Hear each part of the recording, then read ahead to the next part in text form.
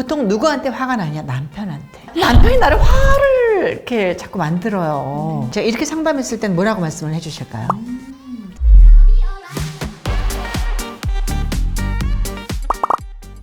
안녕하세요, 매정내야 가정 여러분, 건강하시죠? 자, 솔직담백의 아이콘 크로닉 아나운서 유남입니다. 자, 지난번에 우리가 부자 되는 방법에 대해서 이야기를 나눠봤고요. 자, 오늘은요, 화를 다스리는 방법에 대해서 조금 더 우리가 구체적으로 한번 들어가 볼까 합니다. 지난주에 이분 나오셔서요, 정말 반응이 너무나 뜨거웠습니다. 김주아 대표님 오늘 나오셨습니다.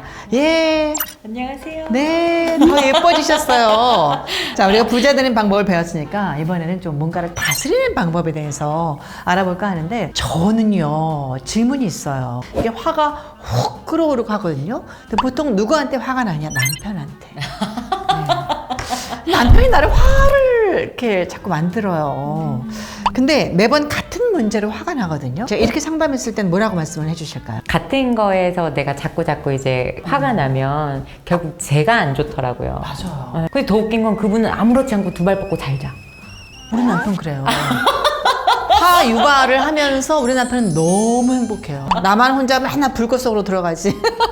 저는 그래서 혹시 이 영상 보는 분 중에도 그런 분 계실까봐, 왜 그분들이 우리를 화나게 했는데 왜 그분들은 평안하고, 그래서 그분들 위해서가 아니라 우리를 위해서 그 사람 그냥 다 잊어버리자. 나를 위해서. 그렇지. 네. 그냥 보내버리고. 네, 마음으로부터. 네. 뇌에도 길이 있대요. 네. 화를 잘 내면 잘 낼수록 화가 더 잘 생겨요. 기쁨도 똑같아요. 기쁨을 잘 느낄수록 더 잘 느끼게 되고, 그래서 우울감도 2주만 느끼면 우울증이 된대요. 뇌에도 길이 있어서 내가 어느 길을 개척해 나갈 것이냐 이건데, 쉽게 말해 제가 제 앞에서 차 타고 가는 분이 빵 하고 있잖아요. 그러면 같이 나도 빵 하면 둘이 계속 이러고 싸우면서 가는 거잖아요. 네. 차 세워 그때 그냥 너무 제일 좋아지는 방법은 그냥 비상 깜빡이 켜고 죄송합니다. 근데 이럴 수 있는 이유는 뭐냐면, 나는 저런 면이 없을까? 사람들은 나는 정말 세상에서 정말 좋은 사람이야 이렇게 생각하는데, 사실은 우리가 다 자기중심성이 강하대요. 나는 괜찮고 저 사람은 그거 하는 거. 왜 그거 뭐죠? 내로남불. 사자성어. 그러면 예를 들면 우리 아이가 제 앞에서 거짓말을 했어요. 그럼 네가 어떻게 거짓말을 엄마한테 할 수 있어? 막 이러는데, 나는 그런 적 없나? 밥 먹었어? 근데 안 먹었는데 응 먹었어. 이런 것처럼 그럼 나도 그럴 때 있었으니까 저 사람도 그런 상황인가 보다. 네. 그러면 화가 조금 덜 나게 된다거나. 그럼에도 불구하고 화를 내야 되는 경우도 있고, 화가 나는 경우도 있잖아요. 화를 좀 잘 내는 방법 없을까요? 관점이 많아질수록 화가 덜 난대요. 이렇게 보고 저렇게 보고 이렇게 보고.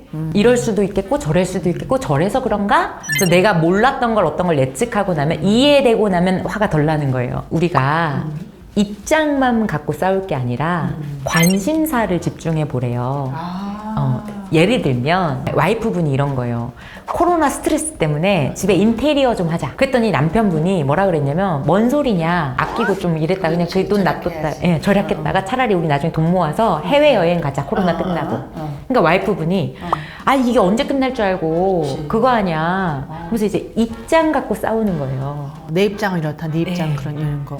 근데 그 둘의 관심사는 사실 똑같아요. 코로나 스트레스에서 벗어나고 싶다. 그래서 그때 이제 두 분이 어떻게 절충을 했냐면, 그러면 당신 공간까지만 이제 절충해서 그 주방 있는 쪽만 바꿔라. 전체하기 너무 부담스럽고. 예.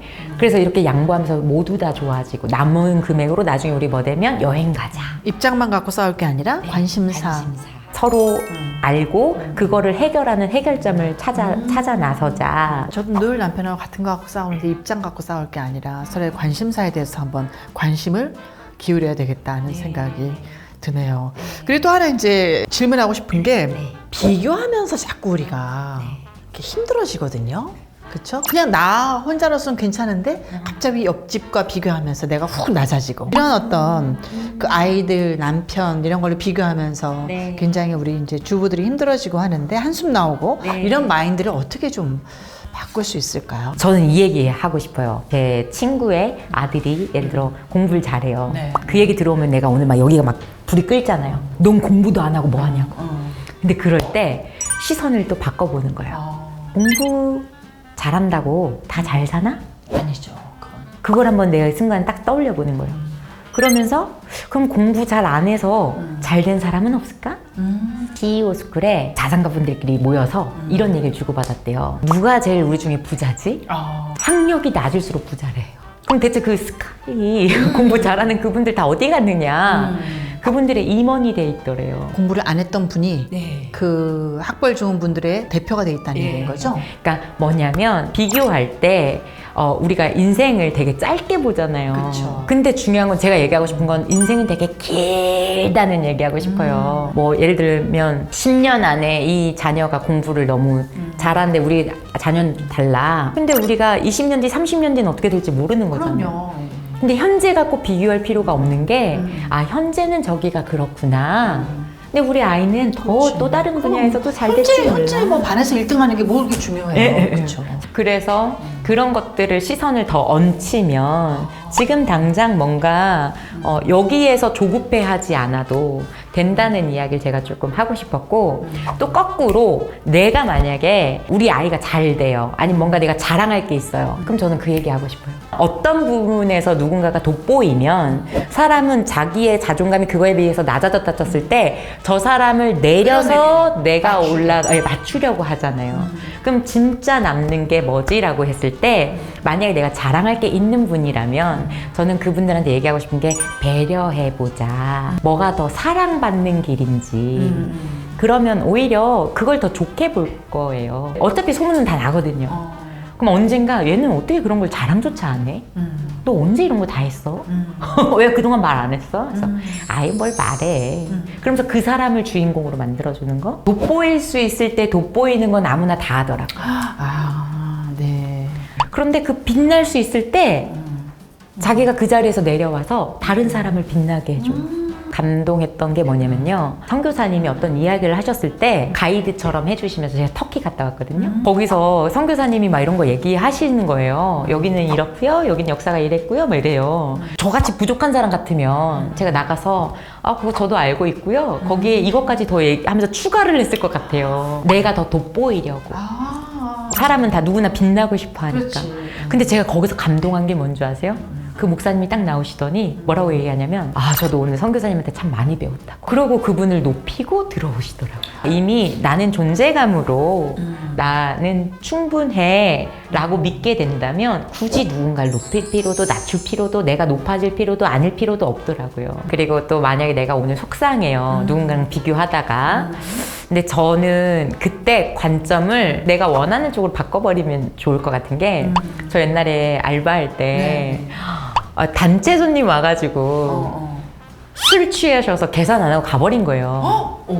돈이 좀 많이 나왔을 거잖아요. 주인 이모가 택시를 태워서 저를 보냈어요. 그래서 제가 거기를 갔어요. 네. 근데 갔는데 이분들이 인사불성인 거예요. 그러니까 나 보자마자 욕을 하기 시작하는데 뭐가 와가지고 뭐 이렇게 재수없게 뭐 이러면서 아니 지네가 돈 안 내고 무슨 어디다 대고 지금. 사실 그때 제가 눈이 퉁퉁 불 정도로 택시 뒤에 앉아서 울었어요. 그렇겠다. 제가 뭔가 잘못했던 건 아니니까. 그러니까. 네. 그때 택시 뒤에 이제 제가 타고 가고 있었잖아요. 제가 그때 뭐라 그랬냐면 이 자리가 언젠가 기쁨의 자리가 되게 해주세요. 제가 그렇게 울면서 가면서 기도했거든요. 근데 제가 되게 감동한 게 뭔지 아세요?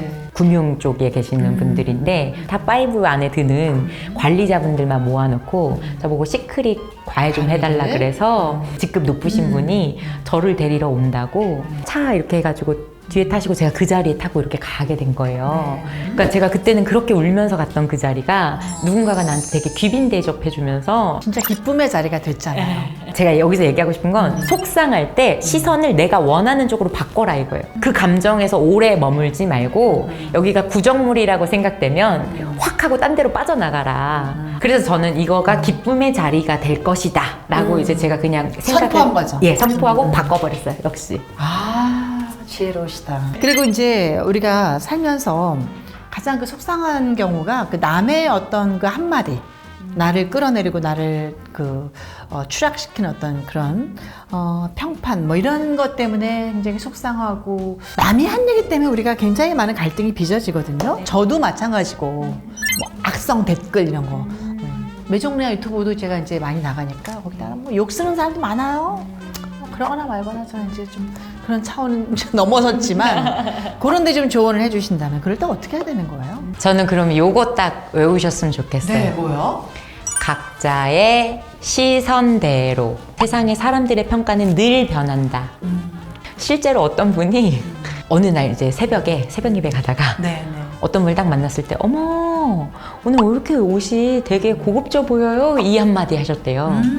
그랬더니 그분이 이거 비싼 거야 하시더래요. 그랬더니 그래 보여요? 딱 이거 두 마디 하셨대요. 네. 근데 갑자기 그분이 아유 내가 그동안 당신 오해했네. 되게 좋은 사람이었네. 그 말 한마디. 그러면 무슨 말이냐면 사람의 평가는 늘 변하기 때문에 내가 할 수 있는 좋은 거를 저 사람한테 더 주라는 메시지구나. 내가 저 사람한테 더 꽃을 더 많이 줘야겠다. 제가 사실 어떤 분이 저한테 되게 서운해 했었었는데 왜 그랬을까? 그래서 제가 마지막 장면을 떠올려 본 거예요. 제가 누군가한테 막 뭐라고 하진 않아요. 근데 그냥 그날 제가 제 말 톤이 어땠지 했더니 사랑이 빠져 있더라고요. 사장님 여기 주차 안 되는데 주차 받아주셨어요? 였어요. 그러니까 예? 이렇게 하셨던 게 딱 떠오른 거예요. 그러면서 제가 마음속으로 생각했어요. 너 교만했구나. 그 안에 사랑이 없었네. 그러면서 제가 그 다음부터는 누군가한테 뭔가 말할 때 여기에 사랑이 있니? 그래서 그때 저라면 이렇게 말할 수 있잖아요. 네. 우리 사장님 이쁘니까 받아주셨구나. 원래 안 된다던데. 이렇게 예쁘게 얘기할 수도 있는 거잖아요. 근데 제가 그때 당시에 왜 그랬냐 봤더니 그 주차 사장님이 저한테 자꾸 화를 내시는 거예요. 왜 거기 주차 안 되는데 자꾸 손님들 오게 하냐. 이거를 내가 자주 듣다 보니까 저도 모르게 그쪽이 약간 예민했던가 봐요. 그래서 이제 나 또 혼나겠는데? 이런 생각이 들었었던 것 같아서 죄송합니다.